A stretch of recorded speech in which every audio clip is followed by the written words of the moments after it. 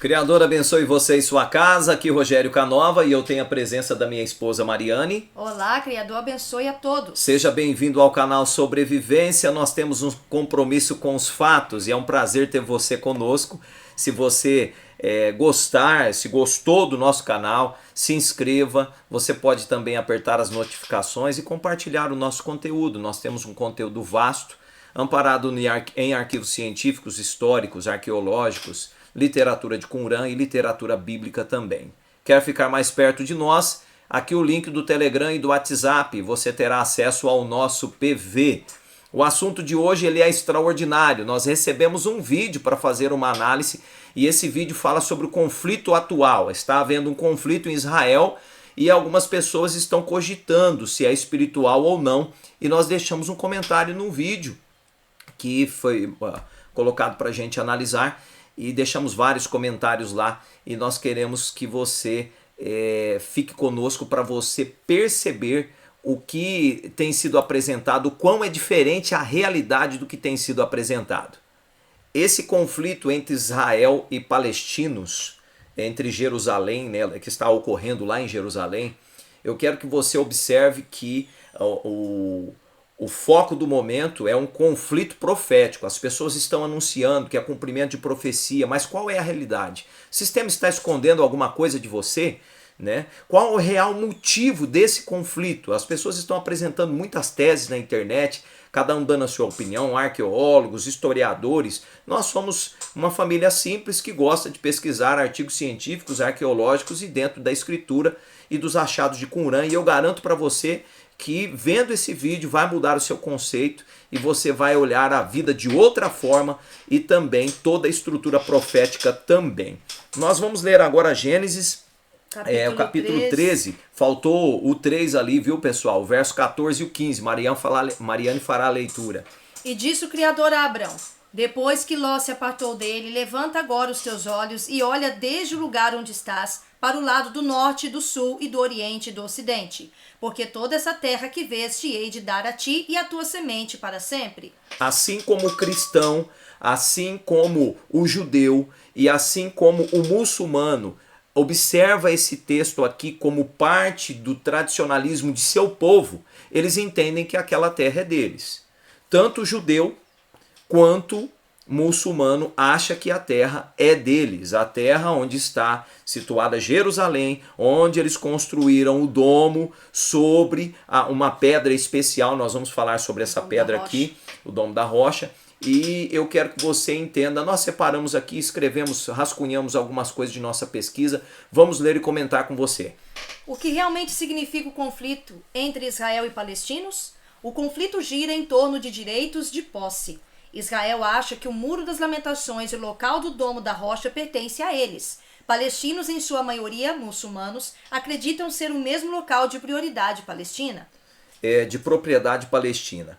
Então, esse é um dos motivos que ocorre com frequência esse conflito, e nós vamos mostrar para você desde quando ocorre esse conflito, se realmente está ligado à profecia bíblica, Apocalipse e outros termos proféticos, é Gog, é Magog, o que nós devemos entender a respeito desse assunto. Então, uma vez sabendo que o local lá onde foi construído por eles imaginam ser de propriedade deles, e eu vou mostrar para você quando que eles fizeram isso, você já tem uma base do início desse conflito. Os hebreus possuíam a aprovação do Criador enquanto se mantinham fiéis. Conforme o paganismo foi invadindo a fé hebreia, a nação foi distanciando de Deus até o ponto de ser destruído o templo por Antíoco pelos gregos. Observe que como que poderia um local muçulmano construído no local aonde estava o templo antigamente. Por que que isso aconteceu? Exatamente por esse motivo. Israel, aquela nação, aquele local, foi dado pelo Criador. Se você for estudar um pouco, você vai ver que Salomão constrói o primeiro templo lá naquele local, exatamente onde temos hoje Mesquita. a mesquita, e onde temos ali aquela pedra especial embaixo daquele domo. Eu quero que você entenda que Salomão constrói um templo ali. Só que conforme o povo foi se distanciando do Criador, eles foram invadidos pelos gregos. E como nós estamos falando frequentemente aqui no canal, Antíoco, ele destitui todo o sacerdócio e coloca um sacerdócio com um tradicionalismo já grego dentro da fé que antes era hebreia. Então você vai ver que surge aqui neste momento o judaísmo. O judaísmo surge neste momento já distante, com um tradicionalismo grego dentro da adoração, e supostamente esse conflito vai perdurar até eles serem invadidos futuramente pelos romanos também. Então é reconstruído outro templo. Estou fazendo um resumão aqui geral para você entender esse contexto todo. Lembrando que se o povo estivesse mantido fidelidade ao Criador, não teria acontecido isso, a destruição do primeiro templo, e supostamente nem a do segundo também. Já no segundo templo, nessa altura fora mudada toda a liturgia de adoração e, em consequência, a fé hebreia se tornou fé judaica. E em 37 a.C., os romanos dominaram Israel, e em 70 d.C. invadiram Jerusalém. Os romanos destruíram o segundo templo com o general Tito, e o imperador Adriano determinou a eliminação da identidade de Israel e dizimam toda a descendência de Davi. Então, o que poucos falam, os historiadores, é que os romanos agora, para não haver nenhum sucessor do trono, eles dizimam toda a descendência. Eles se dizimam e se procuram e se matam e se destrói toda a descendência de Davi. Supostamente ninguém também, sendo o Messias vindo da descendência dele, ninguém pode dizer que ele tem um parentesco com o Messias. Então, você vai notar que o conflito é muito maior do que se imagina. Vai além de termos uma suposta vinda de o Cristo, que eles chamam agora, ou estar indicando um fim de tempo. Você vai ver que há uma consequência muito maior e muito mais antiga do que nós imaginamos. Se você voltar um pouquinho aqui no conflito, e se você tiver interesse de conhecer pessoalmente, eu inclusive te peço para que você faça a sua pesquisa pessoal, você vai observar que o conflito ele é espiritual sim, e ele é iniciado lá atrás. Então, agora, em 70 depois de Cristo, eles invadem, destroem Jerusalém e dispersa toda a nação, o povo, e dizima toda a descendência de Davi. Em 626 d.C., o imperador Constantino, fundador do cristianismo, constrói a igreja do Santo Sepulcro em frente ao Monte do Templo. Como, Rogério, que Constantino é fundador do cristianismo? Vai estudar um pouquinho arqueologia, história. Se você não acredita, você terá a oportunidade de conhecer pessoalmente. Ele é o fundador político e religioso. Nós temos mostrado isso aqui em alguns vídeos. Inclusive, um dos nossos últimos vídeos, nós mostramos os apóstolos fechando a obra, concluindo a pregação de todo o evangelho, para os gentios, e também cumprindo toda a liturgia hebreia e não judaica. Então, em 626, o imperador Constantino, de frente lá ao local que eles julgam ser esse local sagrado, nós não estamos dizendo que não é, estou falando sobre o julgamento deles. Eles julgam ser o local sagrado, eles constroem a Basílica do Santo Sepulcro. E em 638, depois de Cristo, os muçulmanos tomam a cidade e sobre as ruínas do templo constrói o Domo da Rocha. Exatamente. Então, no ano 638, os muçulmanos tomam a cidade para si, o local, a região e constroem toda essa estrutura no local que nós, em cima de uma pedra especial que nós vamos mostrar para vocês, e eu quero que você entenda que por isso que eles acham que a terra é deles, que eles lutam tanto por esse lugar. Palestina, anteriormente chamada de Judéia, é rebatizada pelo imperador Adriano por Palestina, nome derivado de Filistia ou terra dos filisteus. Esses, no século VII, foram obrigados a aderir ao islamismo através dos árabes. E no século XX começam a se movimentar para formar um Estado Islâmico. Entenda que daquela estrutura toda litúrgica, vamos chamar de bíblica, né, para você entender melhor, que antes era de propriedade hebreia, de um povo que não era para se misturar.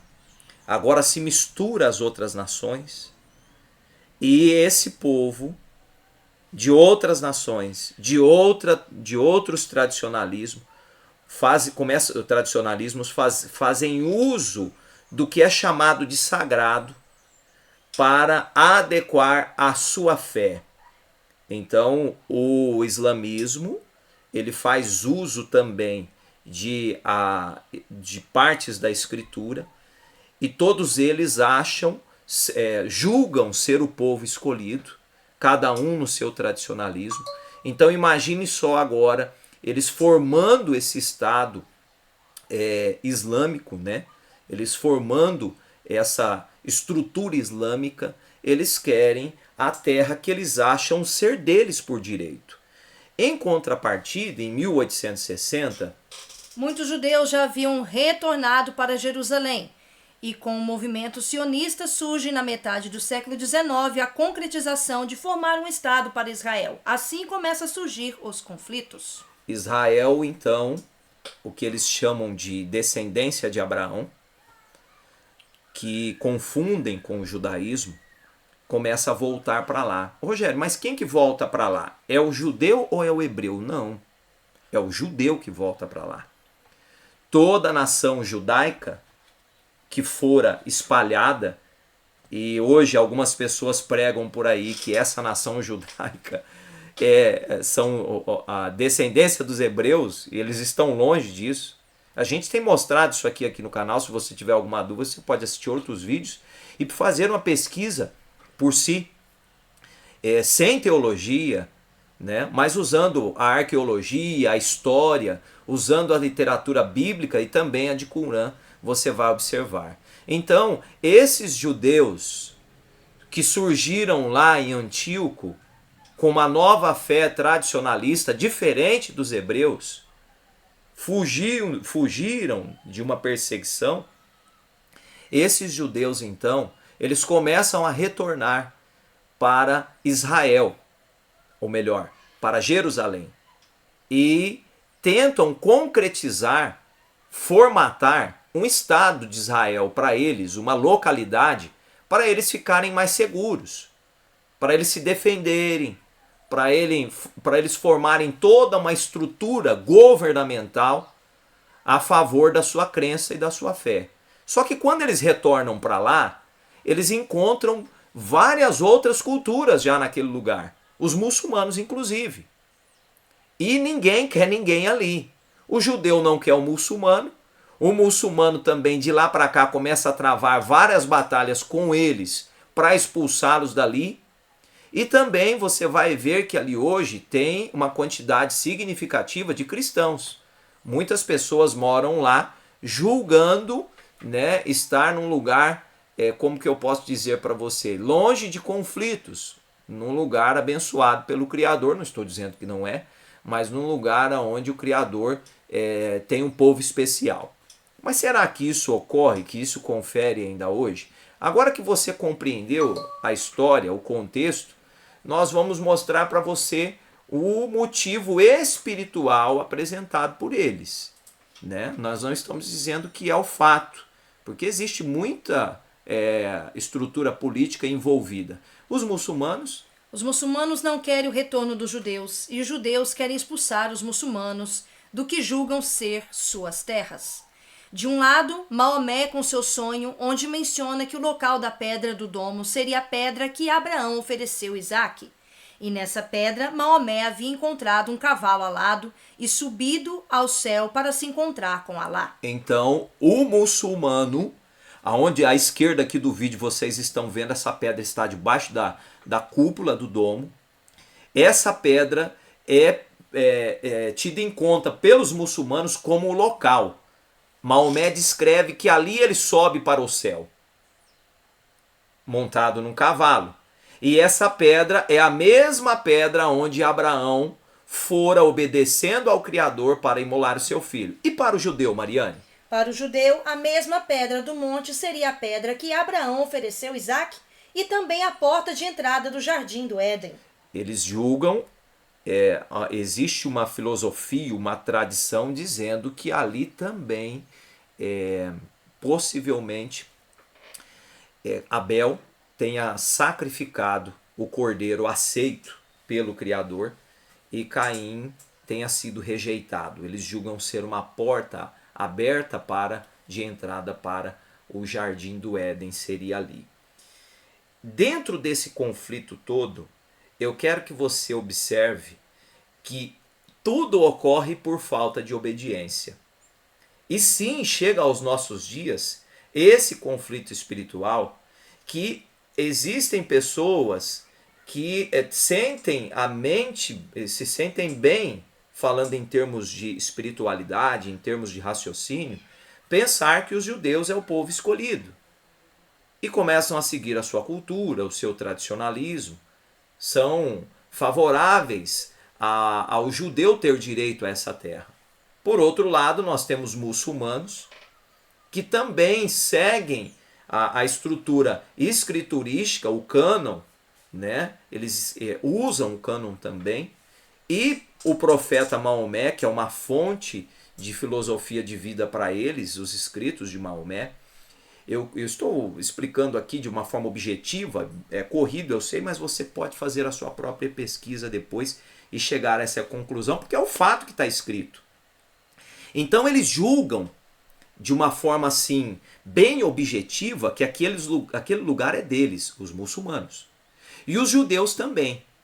E eles colocam como referência toda essa estrutura. Nós somos o povo escolhido. Nós queremos fazer a justiça de Deus, de Alá, do Criador, de Elohim. Eles julgam assim.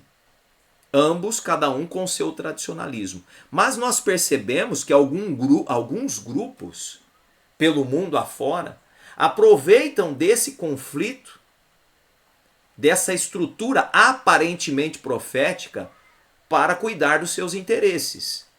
É o caso de todas as nações que estão se envolvendo. Os grupos que estão envolvidos nesses ataques, na luta, nos conflitos, os partidos que estão envolvidos, politicamente falando, todos eles possuem interesses econômicos, e interesses territoriais e carregam, como sempre houve durante toda a história, a estrutura espiritual. Mas se você for voltar em todos os conflitos mencionados por nós aqui, desde o primeiro conflito de interesse político e religioso, aos outros, todos foram interesses políticos e religiosos. Constantino leva o cristianismo lá para dentro, julgando criar no mundo uma fé única. E ele precisava de colocar lá no berço da civilização espiritual do mundo, vamos dizer assim.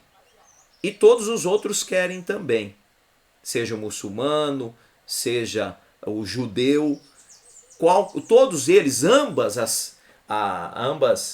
as fés, querem misturar o conflito dentro de um contexto de fé, porque sempre do outro lado tem gente que não pesquisa, gente que não estuda, gente que não se inteira da escritura. E o que eu ouço, por onde a gente anda, agora aqui eu estou falando da minha vivência, o que eu mais ouço, olha, o que está acontecendo lá é um cumprimento profético. Cumprimento profético da onde? Sendo que o Cordeiro já retirou, o Criador já retirou a descendência de Abraão. Esse povo sequer, nenhum dos dois tem a liturgia pedida, feita pelo Criador e entregue para Moisés.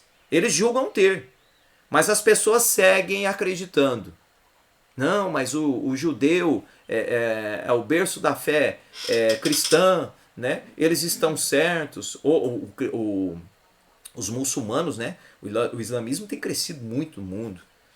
E a fé tem alcançado muitas... Eu respeito todas elas.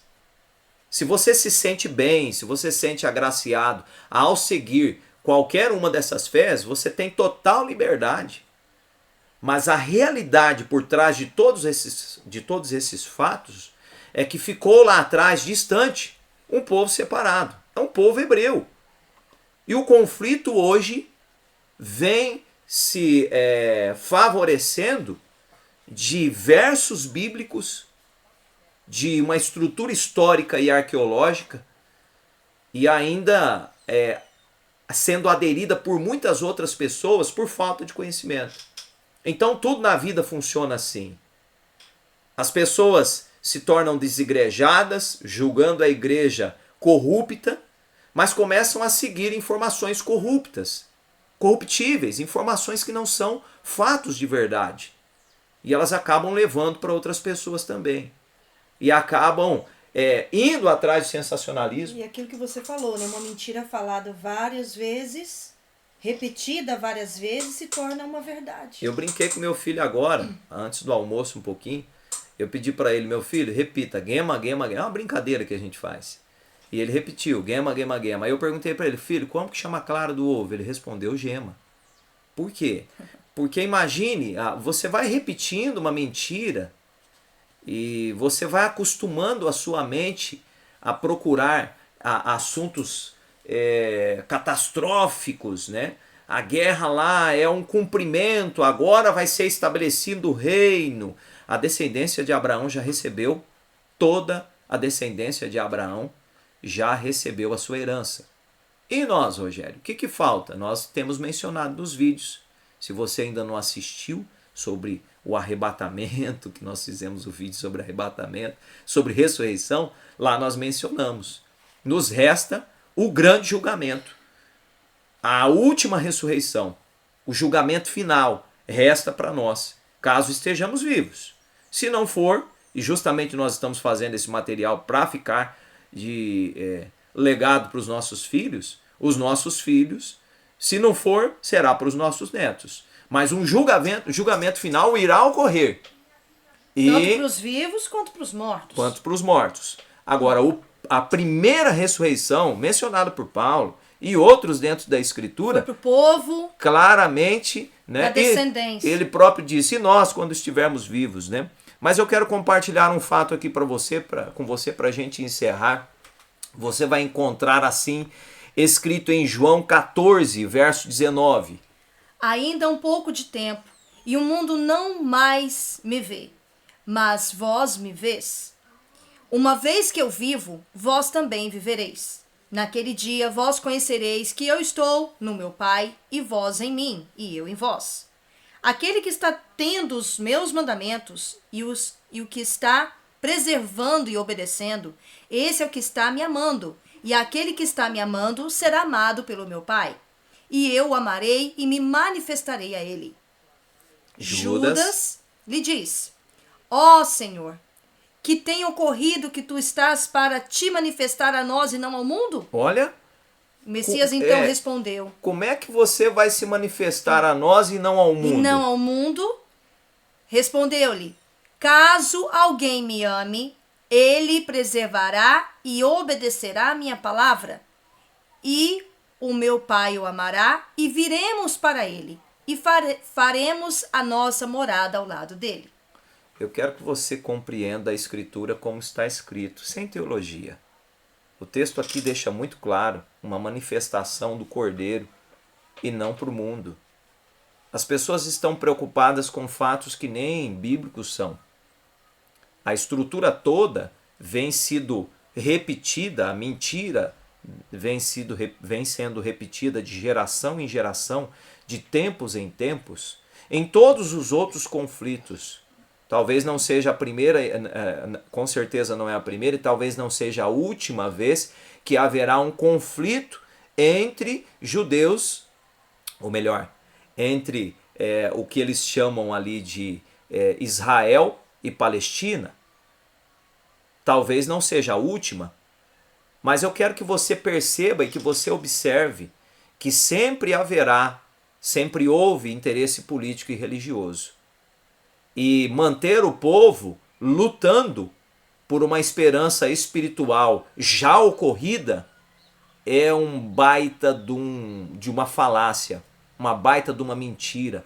Usar a escritura para manter o povo dando a própria vida, dando o próprio sangue, na esperança de uma profecia e de uma promessa que já foi cumprida. Criador, abençoe você e sua casa. Eu vou ficando por aqui. Vejo você no próximo vídeo. Criador abençoe a todos. Até mais.